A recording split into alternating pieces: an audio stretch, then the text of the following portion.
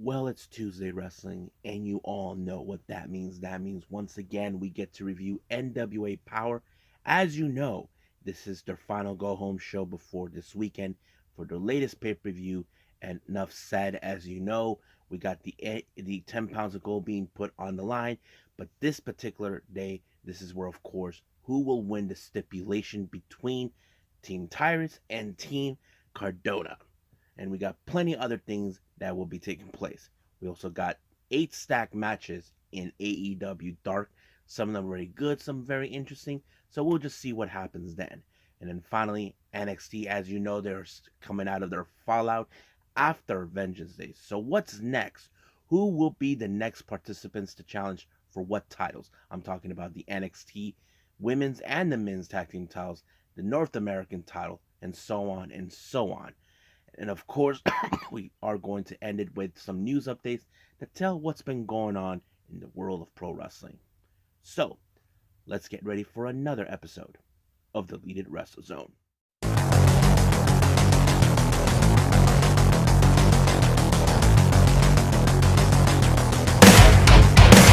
you ready? Get up, get up! Get up, get up! Get up, get up! Get up, get up! Get up, get up! Get up, get up!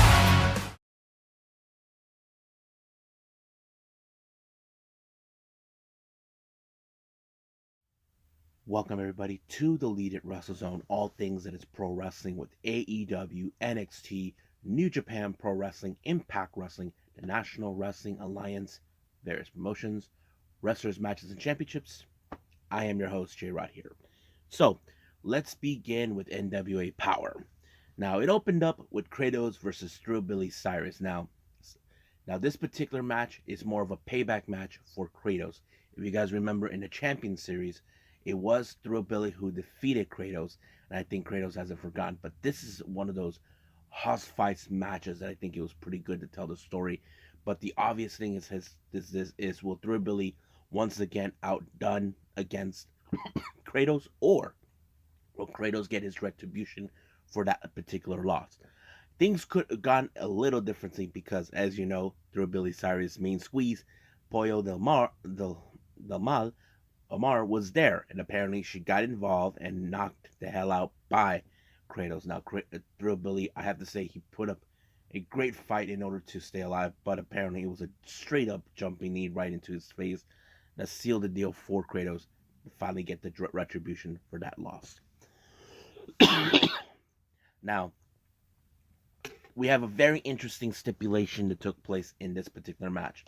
The Renegade Twins, Charlotte and Robin, as you know, they've been dealing with Pretty Powerrr. Mostly they've been causing enough problems with cheating their way through to ensure they get a victory. So this time they face Roxy and one half of the tag champions. However, here's how it goes. If the Renegade Twins pick up a win, they will get a tag team opportunity against Pretty Powerrr at Nuff Said this coming weekend in Tampa. But however, there's only one problem into this mess. Is none other than Kenzie Page, who, as you know, has been looking for ways to cheat, but this time she got handcuffed. So basically, that kind of sets the whole thing so she couldn't do anything. However, Roxy, who was not practically 100% on board of what Pretty Powerrr does, it seems like she's embracing it during the entire time. You can hear Ella Envy, oh, I'm so proud of you. She acts like a proud mom, saying, see, this is how you do things. But I was like so impressed how the Renegade Twins, I mean, look, we have seen the Renegade Twins on various occasions. Mostly we saw them, the first introduction to me was in AEW, and then of course they've been showing up in Mission Pro and so on and so on. But they actually pulled off a good win in this one. They managed to separate Roxy from Ella Envy for one of the twins to take Ella Envy down. 1, 2, 3 is over, so they get a tag team opportunity this weekend. Now, this next interview is by May. She's still in her wedding dress after what that idiot Aaron Stevens did. So anyway, Matt Cardona, as you know, we don't know who his third partner is. That kind of was a mystery. So basically the idea what's going on is if he finds a third partner, a 3-on-3 match, and the winner gets the stipulation. So it's still unclear. Matt Cardona acts like he thinks that he's still the savior of NWA because he thinks that he will save the NWA from being what they are. But however, we don't know who the tag partner is. Tyrus, well, we can say we already know who he probably would pick, but we'll get to that. So our next match is the NWA World Television Title match. We have Mims, who was part of the team that won the Champion Series, cashed in his Champion Series thing, and challenged once again the title against Jordan Clearwater. Now, keep in mind, Jordan Clearwater was trying to play a smart game the last time they fought. He ensured that the time is running out. He only had 6 minutes and 5 seconds in order to win. Now, do you think he tried to do that? Well, this time, Jordan Oliver tried everything in his power to try to keep his distance, but try to throw in a bit of the offense. But however, it did not work. Neither men were able to pick up a win or a submission. It didn't matter because apparently Jordan Clearwater somehow was able to outsmart Mims, and hopefully Mims gets another opportunity. But the real question is, he needs to find a way to outsmart Jordan Clearwater. So that's what I think happens. Now, once again, we get another interview with May, and this time she confronts the SOB that ruined her wedding. Aaron Stevens was ignoring what transpired the last time. We all saw what happened in the wedding. That idiot didn't commit to what he was doing. He was mostly focused on tag team gold. He wants, what's they're called, Damage and Carnage, the Blunt Force Trauma, to get tag team titles, to put the entire tag team division on notice. So he basically ignored that. Sooner or later, he has to answer for what he did, but we'll find out what happens then. Now, our next match, we have Jack Stain, along with that Sweezel, Chris Silvio, that attorney, taking on Tom Latimer. As you know, Tom Latimer is trying to do in his power to stay focused, knowing that he has a match against Father this weekend too. But the one X factor is that piece of garbage Silvio gets involved once again, tried to ensure that Jack Stain wins the match. So he's basically fighting his battles. But however, Tom Latimer had Jack Stain right where he wanted him. But he threw in the towel like the coward he is to ensure that Jack Stain doesn't get embarrassed. But one thing I really wish they could have done, Silver was such an idiot, he decided to get himself in the ring to retrieve his towel. And of course, waiting for him is Tom Latimer. He was so close in giving him the pile driver, but he ran like the little girl that he is. So, damn it. That was so close. Now, our main event is, of course, that stipulation. Whoever walks out between Cardona and Tyrus will get the stipulation. Now, this is the most interesting part. Cardona's third partner, other than Mike Knox, he picks Rolando. Yes, Rolando Friedman. Out of all people, he picked him. Now, why would he in the world did he do that? Now, I have to say, Tim Storm and Joe Galli made some very compelling points.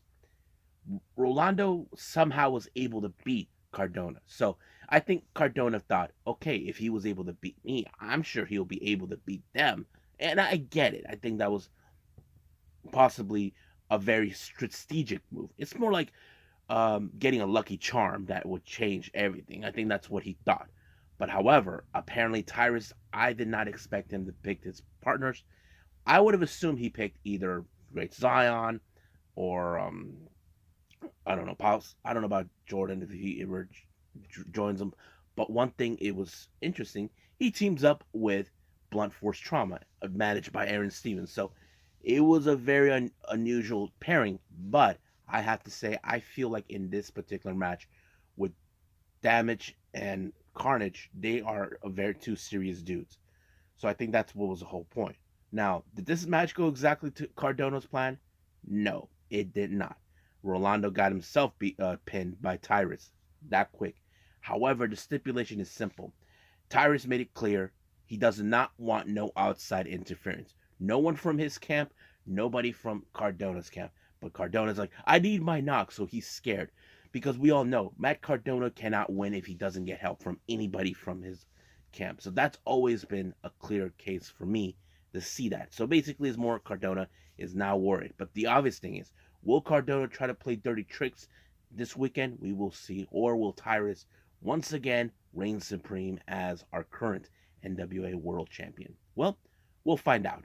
So right now, let's move on to the next review, and I believe it's AEW Dark.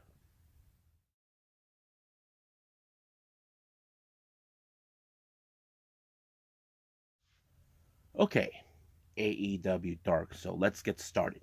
Opening match, we got Serpentico representing the Spanish Announce Project, taking on Blake Christian. Now, I thought this match was okay as an opener. I'm not going to lie about it. I mean, Serpentico is a fun character to enjoy whenever you watch AEW or anywhere else, but it was really fun. However, it did not go exactly according to plan every time when we see Serpentico.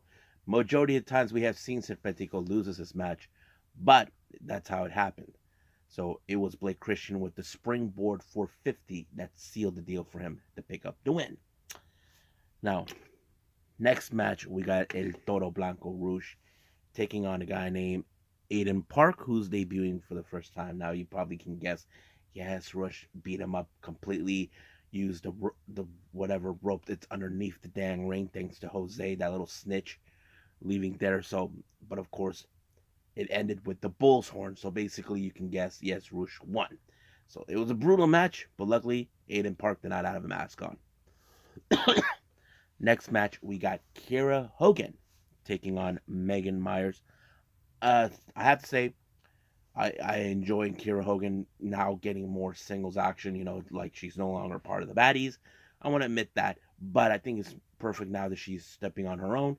I have to say she picked up a very impressive win for this one, where she applied like I think it was like a backdrop suplex, which was a really effective move, and she picked up the win with that.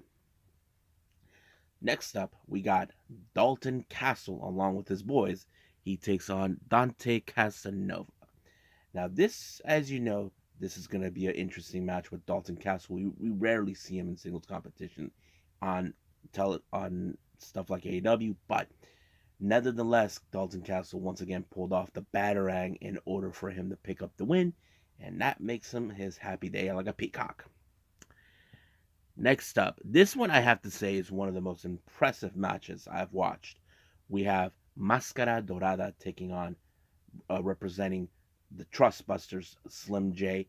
I have to say, this is like one of those matches where you didn't think it's going to be that good. Because normally we have one wrestler who we know mainly he's supposed to lose while the other one's supposed to win. But these two wrestlers, we know they're well recognized in the world. I mean, Mascara Dorada, you've seen him before, in WWE when he had a different name and that sort of thing. But the obvious thing is who was going to walk out, because every move they had tried on each other, it didn't work. They kicked out. But the biggest move that changed was Slim J thought he had Mascara Dorada right where he wanted him when he applied the moonsault. It was like, nope, he missed. And all of a sudden, Mascara Dorada pulled off his moonsault, and it was like, that's how it's done, boy. So he picked up the win with that. Or as Charlie Daniels, the country artist, would say, that's how it's done, son. So that's how I see it. Now, our next match, this one's a very interesting one. Now, we have seen these two guys in the ring, Truth Magnum and, what's his name? Turbo Floyd. We've seen them recently on Dynamite, but now they call themselves as the Outrunners. They take on the team of Logan Cruz and Tashan Perez. I have to say, this was a very interesting. We have seen on another occasion where we see talent that we don't even know them that very well. But I think maybe Tony Khan is invested in them. I'm not sure. I'm not gonna say I agree, but it was very interesting. But seeing the Outrunners picking up a very impressive win kind of tells, okay, maybe there is an interest, but we just don't know yet. They pulled off an amazing combination between a neck breaker and power slam onto Cruz, giving them the win. And during their post match comments, they put the entire AEW Dark locker room on notice. Next up, we got Balian Aki coming up, taking on Rico Gonzalez. I have to say, Balin he's really a fun wrestler to enjoy. I mean, not to mention I watched him all the time in ChocoPro. Got to move. Not to mention he had a hell of a U.S. tour here, along with his best bro Mei Shiruga. I think that's pretty sweet. And I think I like how he was really, really showing, impressing the entire fan base. He picked up the win by applying the diving body splash from a far distance, giving him the win. I'm sure we'll see him more in AEW down the line, but as you know, he's currently back in Japan, participating with more ChocoPro and Got to Move events. Now, our main event, this one's a very interesting one. We have Konosuke Takeshita taking on EJ Nduka. Now, I know some of you are saying, didn't we have, wasn't Nduka supposed to be in a last man standing match? Truth to be told, MLW has already been taped. They haven't been broadcast. But after that particular match, it was already told that EJ Nduka is now a free agent since he's no longer under contract with MLW. But this is a very interesting move for us to see EJ Nduka being in AEW. Now we don't know for sure if he will be going to AEW or will he be going back to WWE, because we know he hasn't been on TV during that time, but hopefully we'll see what happens. But it was a pretty good match. I mean, Takeshita is always very impressive with all his matches we watched ever since he first arrived. But the one thing that also makes sure he does the jumping knee strike, the running knee strike onto EJ Nduka, picking up the win. So that's a pretty impressive. So let's just wait what happens in Dynamite with him. As you know, he'll be facing MJF in a world title eliminator match. So I think that's pretty much it right now with AEW Dark. Let's move on with NXT.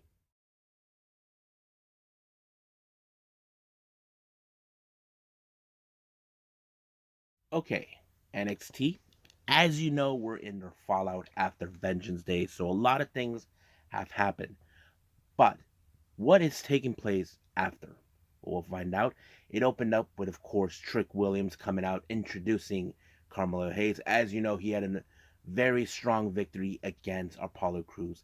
He tells him, "Hey, Crews, you got it all wrong. I'm the one who's destined to go for the NXT championship." So he goes out of his way to say he beat everyone.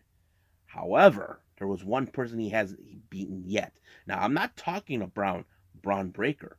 One guy who we all know he likes to dissect his victims. I'm talking about that crazy nut job, JD McDonough. Now, McDonough, there is no doubt in my mind that he is still hunting for the NXT championship. That has always been his case. Now, he hasn't held the NXT UK title before, but jumping to NXT, that kind of sets things. As you know, he's been happy as a clown that he got rid of the one person that's been nothing but a nuisance to him, a thorn in his side for so long. But he decided he's going to challenge him to put him down once and for all. But the obvious thing is, can Carmelo Hayes try to outmaneuver or try to outrun a guy like JD McDonough? Well, we'll find out soon enough. Now, throughout the entire series, we've been seeing how Fallon Henley and Kiana James, they won the NXT Women's Tag Team titles. However, Fenley did saw what happened. She saw that Kiana James used an illegal maneuver to win. But however, by the time they were getting into try to discuss it, because I think Fallon is more worried about how things were going to turn out since they cheated their way through. But Brooks Jensen decided to set up a party for our brand new champions. That was the entire series that's going on, so they were trying to deal with it. But there was a moment I did see that was pretty deadly and all that. We'll get to that in a bit. But by the end of this whole thing, it showed that they're still not an eye to eye. I don't think Fallon Henley totally agree with the idea of cheating. Now, during the segment of the party, we did see Pretty Deadly. On the other hand, they look like they drank too much, that they were all in the slump. They were unhappy that they did not win the NXT Tag Team titles. However, Chase U decided that the same thing too. So basically, they pointed the finger at each other. So basically, Chase Owens saying, that it was their fault that they did not win. The one thing that Chase Owens said never mind. Andre Chase said, "I didn't win the tag teams in my hometown. That pisses me off." And of course, Dukas is like, "There was he drinking spring water?" He looks like he was drunk, but he was drinking water. So they decided. So they decided to set up a win. But Pretty Deadly thought maybe this will be their win they need in order to get back on track, since they're depressed, because the one thing we do know that the NXT tag team titles are in the hands of the Gallows Boys. Now, Grayson Waller, as you guys may have heard or may not heard what happened, he is officially suspended for what transpired. Now, we saw he went through war against Braun Breaker, but he seems like he did not appreciate the loss. So he interrupted HBK during his little whatever he was doing, and this led to this particular match. Now, our next match, our opening match, we have Sol Ruka taking on Zoe Starks. Now, this is a match where, as you know, last week Sol Ruka helped out in the Heartwheel because Zoe Starks, who has changed her attitude, is nothing but problems. Now, majority of the time of this match, Zoe Starks was in control. Now, you probably would assume this would have been in the bag of Sol Ruka, since she's very athletic, very agile. But the power and strength of Zoe Stark has always been one thing. I think she pulled off her version of the GTS to give up the win. But however, like last time, what she tried to do with Indy Hartwell tried to hurt her some more. Sol Ruka was able to overcome that by applying an unsuspected soul snatcher onto her and then walked out. Zoe Starks may have won the match, but Ruka gets the last laugh. But the obvious thing is, I would say they would tell a good feud between those two down the line. Now, we saw Daba Kato making his reintroduction in NXT. He takes on Dante Chen. Oh man, this match was like David versus Goliath. Dante Chen did everything in his power to put him down, but it was a somewhat of a choke slam by Daba Kato to Dante Chen to pick up the win. However, he did get a post-match comments by Kelly Kincaid wondering why did he betray Apollo Crews. He says he knows why. He knows what he's done. So we don't know what it is. My presumption is maybe he felt that he abandoned him back in SmackDown. Because there were rumors, if you guys remember prior to this, that Daba Kato was planning to go, it was already been thought about sending him to NXT, that sort of thing. But we'll find out soon enough. Now, after the events of what happened last week, the Creed, Julius Creed felt responsible for what happened to Ivy Niles, getting hurt. Tatum Paxley, in the other hand, was worried about her because of their upcoming match that could happen later on, in the month. However, Tatum Paxley now became the suspect of Alba Fire and Isla Dawn. They're accusing her, saying that it was her, that she was the one who initially attacked Nikita Lyons. Now, we don't know who it was. I mean, there's a lot of suspects, but I don't think Tatum Paxley is involved in this until we get that match between Isla Dawn and Tatum Paxley. Much of the match was in the hands of Isla Dawn until she applied her version of the rabbit hole onto her, picking up the win. And then she called up Alba Fire to do her bidding. Luckily, Ivy now showed up with some chains to keep them away from Tatum Paxley. But the obvious still question is does remain: who is responsible for the attack on Nikita Lyons? Well, we'll find out soon enough when we get there. Now, we do get a very interesting interview with Roxanne Perez. As you know, Roxanne Perez walked out as the NXT Women's Champion. It was very interesting, but however, Piers, we got two bitter former champions. We're talking about Katana Chance and Kaden Carter. Look, Roxanne had no beef with them from the very beginning, but they felt like they were cheated out. They know what happened. So they decided to take their frustrations out on Roxanne because they claimed she had no friends. So they decided to put themselves in a tag team match against her in a part of their choosing, but they think she had no one. However, later on we did see they catch up to Roxanne Perez, asking her who will be her tag partner, and I have to say, a very bold move. She said her tag partner for next week is none other than the final boss, Mako Satomura. That is going to be interesting. So, Kaden Carter, Katana Chance, be ready. Now, we just saw Mysterious car showed up. We don't know what the hell is all of this. I mean, NXT throw in a few surprises, but we'll find out. But next match, we have Carmelo Hayes along with Trick taking on JD McDonough. You probably could guess that no matter what Carmelo Hayes was trying to do, he would ensure that he would try to stay as the winner. But JD McDonough, he would always have something up his sleeve. He would slither his way out to ensure he wins. But however, because of what happened, we saw the return of the czar himself. It was Ilya Dragunov, who it felt more like one of those movie types where you thought that the bad guy thought he got rid of the good guy once and for all, but he comes back from the dead or whatever. And that's what happened. Now, Trick Williams was dumb enough to get in his face, but it did left a distraction for Carmelo Hayes because JD McDonough's focus, like he's probably in his mind thinking, I got rid of him once and for all, but did not. But he was able to roll up JD McDonough in order to pick up the win. Now, we thought that, so basically what happened is Carmelo Hayes thought that Ilya Dragunov was trying to stop him from being the next challenger for the NXT title. And that wasn't the case. Ilya Dragunov has some unfinished business with JD McDonough, and I think that felt good for Carmelo Hayes that he doesn't have to contend with him. So we'll see what happens then. Now, the next match we have Valentina Frost along with Wendy Chu taking on Lyra Valkyria. This match kind of was okay, but not to mention we did see Elektra Lopez shows up. Once again, I don't know what's the deal with her. I felt like she was ignoring her, but she tried to give her the brass knuckles, but it didn't work. She got a spinning heel kick by like Valkyria to pick up the win. I don't know what's going on with that, but we'll see.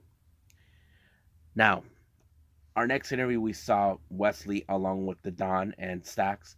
As you know, they helped out Lee to win the match against Dijak. But however, if you guys then know, Wesley is a very proud champion. He doesn't need anybody's help. But he did state it that, next week he will put the NXT North American title on the line against either Stacks or the Don. So basically, it's like, okay, you two will flip for it. But however, first things first, Stacks had a contempt with one particular wrestler, and that is Odyssey Jones. I have to say, Stacks really put up a good match because Odyssey Jones, he's a big individual, very energetic. You probably thought, Odyssey Jones is going to stop him. But it did not. It took a stomp by Stacks to pick up the win. So the obvious question does remain. Who will now, between the Don and Stacks, be the one to challenge for the North American title? Well, we'll find out next week when we get that. Now, in the share, as you know, they finally felt that they got the respect that they deserve after defeating the Creed brothers. So all this and that. But however, it appears now all three members have one thing in mind, and that is to obtain NXT Gold. So my presumption in this, I feel Jinder Mahal could challenge for the NXT title, and as for in the shared Ver and Sangha, they could challenge for the NXT Tag Team titles against the Gallows Boys. So we'll find out soon enough when we get there. Now,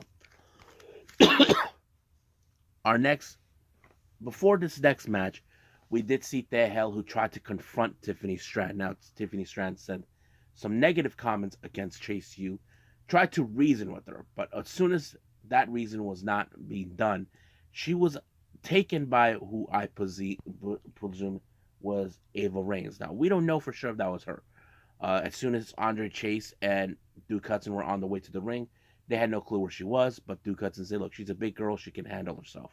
They take on Pretty Deadly, and they came out like they were like out of their dang luck with their hair messed up, not wearing their wrestling gear. You can see Duke and Professor Chase are like, are they okay? They're like, don't know what to make of it. I mean, they look more like they've been like zombies from hell or something. But it was very interesting. I think I like the story. But it was a pretty good match. But the match could have won by Andre Chase if it wasn't for Thea Hale, because she came out running like something like she was traumatized. Now, why would Ava Reigns did that? Well, I'll explain a little bit. But the match was focused now on Andre Chase all alone, dealing with Pretty Deadly until they applied spilled milk. 1, 2, 3, it was over.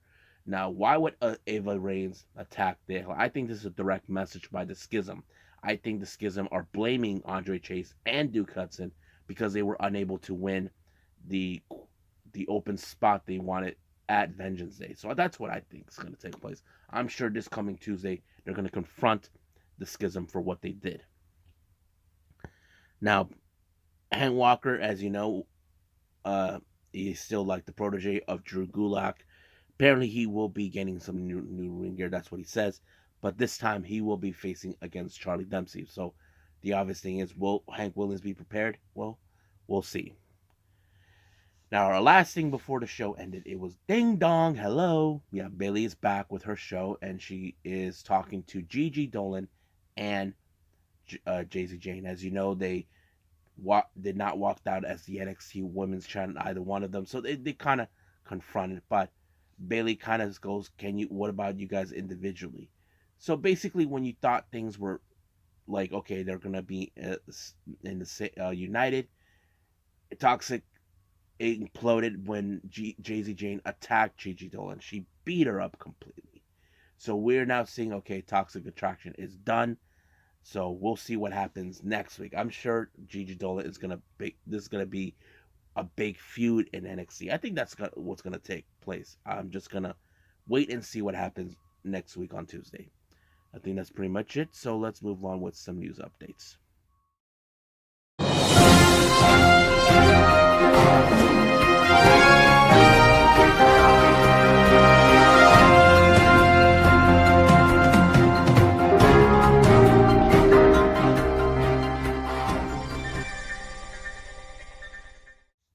Okay, so welcome to our news updates. So first things first, you may have heard what happened to the King, Jerry the King Lawler. He was hospitalized. Now, originally we did not know what was going on, but later it was revealed. This was coming from the Wrestling Observer. From what they discovered, Lawler was discovered face down on the floor at the parking lot of the condo complex. I think that's where he was living, and they rushed him to the hospital. From what later discovered what was the cause of it, apparently there is a blood blockage in his that's that caused the whole thing. Apparently the right side of his body from he was unable to move. However, he was conscious but unable to speak. So right now, my thoughts and prayers are to him. Hopefully he makes a speedy recovery. I'm sure he's like in a scary moment. If you guys remember last time when we saw what happened to the King, he actually had a stroke or something in WWE. That was the most scariest moment ever, seeing it. But I just hope he makes it through. So prayers, King. Hopefully he can recover. Now, I often talked about Mandy Rose a few times. Now, this one came to my attention recently. Now, if you guys remember, WWE announced saying that when they fired Mandy Rose, they gave her the warning to shut down her fan time when her explicit content was being displayed. However, Mandy Rose said that she never had that warning. Now, this is something interesting. We have a situation as we call he said, she said. The truth is, who is telling the truth? Is WWE telling the truth? Did they really warn her, or did Mandy Rose says that they never did? Who knows? I mean, we just don't know full story. All we know is that they fired her right on the spot when all this thing was taking place. So, do I believe Mandy Rose? To be honest with you, I don't know. I can't say yes or no because this whole matter, he said, she said, it's what gets things confusing. So hopefully we'll find out soon enough. Now, for our next a participant for the March Hitchcock's Memorial Show that takes place on the 31st of March, we have Hijo de Vikingo. He's now been announced to participate. I'm sure everybody's so excited to see him. Now, if you guys think I haven't forgotten about this promotion from Thailand, we got Set Up. Set Up Thailand Pro Wrestling has announced for their upcoming event on the 18th. Their champion, Mononoth, will be putting his title on the line against ChocoPro's very own and one half of the Asian Dream Tag Team titles, Masahiro Takanashi. Now, you probably ask yourselves, why would Masa go to Thailand? Those who don't know the truth, Got to Move originated from Thailand until Emi Sakura moved the entire operation back moved the operation to Japan.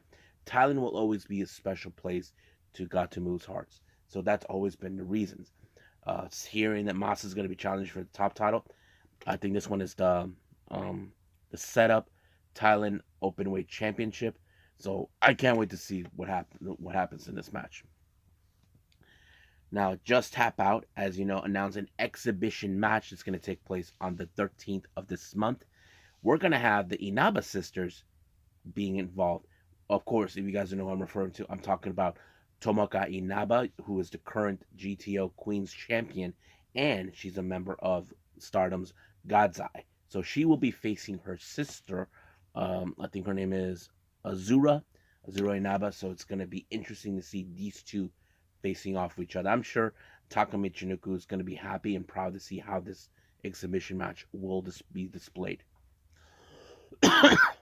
Now, for all you WWE fans, if you guys are from Detroit, then you guys are in luck. You're gonna have SummerSlam making their place there on the 5th of August. So get your tickets soon enough before they sold out. So for all you Detroit fans out there, you probably be happy that they're gonna have WWE right there. Now, if you guys remember what happened back last month with the whole New Japan versus Noah, Okada was viciously attacked kicked in the face by Kato Kiyomiya, who Okada has been ignoring the entire time. Now, we know that Pro Wrestling Noah has announced later on this month that Okada has to face against Kato Kiyomiya. He felt like he has no place. It's like, I'm not going to wrestle him. So he's been ignoring Kiyomiya for who knows how long, because last year he beat him in a match. So I'm sure Kiyomiya knows what he did was wrong, but he messed things up. But the obvious thing is, will Okada appear? We'll just don't know. We'll just find out what happens. Now, the last thing we're going to do is updates with GCW. Now, if you guys remember, on the 17th of this month, we have the Jimmy Lloyd's birthday party. Dark Sheik has announced that she will be involved in this thing. We don't know who she'll be facing, but hopefully we'll find out soon enough. But we do have a tag team match that was already announced for this particular day. We're going to have East and West Express, Nick Wayne, and Jordan Oliver taking on Commander and Aries. I have known this is going to be a fun match to enjoy. Now, for the 5th of March, we have Ransom. It's announced that Masha Slamovich will be taking on the Duke of Hardcore, John Wayne Murdoch. So this is going to be one hell of a match, unless John Wayne Murdoch kills Masha Slamovich or the other way around. If you guys remember, not too long ago, there's going to be another versus match with GCW taking place in Montreal on the 11th of March against IWS. Two matches have been announced. Sawyer Breck, representing GCW, will be taking on Lufisto, who represents IWS. And then, of course, we have Benjamin Toll, who represents IWS, will be facing Tony Deppen, representing GCW. Now, for the 17th of March, Eye for an Eye, it's announced that Blake Christian will be in a match against Jack Cartwheel. And then after that, on the 31st, on the Jimmy Lloyd's D-Generation F, Jack Cartwheel will be in action, taking on Hunter Drake. GCW also announced for the Indie Wrestling Hall of Fame that will be taking place on the 2nd of April. 6 names have been announced. We have Tracy Smothers, Ruckus, Homicide, Jerry Lynn, Dave Prazak, and Lufisto. So congratulations, guys, on being part of the Hall of Fame. And then finally, the GCW announced that they'll be making their return to Orlando, first time in 5 years, on the 22nd of April. So it's very exciting for them to go back to territories that hadn't been there for a while. No yet about the name of the event or who will be participating, but I'll be keeping you guys apprised of that as we go along. So I think that's pretty much it what we have for now. I say it's time to call it a day. Well, I hope everybody enjoys this episode. Coming up, as you know, we got AEW Dynamite. Can't wait to review that. There's still some events I haven't seen yet from the month of January. Haven't decided which is gonna go. I'll just wing it for everybody, see what happens. As you know, we're still early in February. We still got a lot of wrestling that I haven't seen. There's still some events I haven't seen yet that haven't been posted for me to check out, but we'll go from there. I think that's pretty much it for now. So I'll be seeing you guys on the next episode. So I must bid all of you adieu. So goodbye.